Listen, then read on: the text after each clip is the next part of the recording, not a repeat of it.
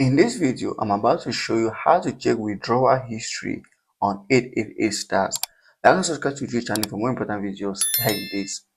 Before we continue, I want you to create a professional 888stars account. To do that, click on registration, take the third option that says by email, fill in all your details correctly and create a password. In the promo code box, you're going to use the promo code RenzoTV. If you use the promo code, you're going to receive a 300% bonus on your first deposit. This means if you deposit $100, you're going to receive $300. Once you're done, click on these three boxes and register your account. Now let's continue. So if you want to check your withdrawal history on 888stars, here's what to do.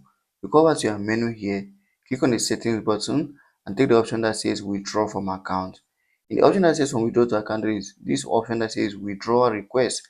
So if you click on withdrawal request, you are going to see all the withdrawal requests, the date of the request, the payout available, the status, if it's paid, everything about the withdrawal is going to be reflected or showed here.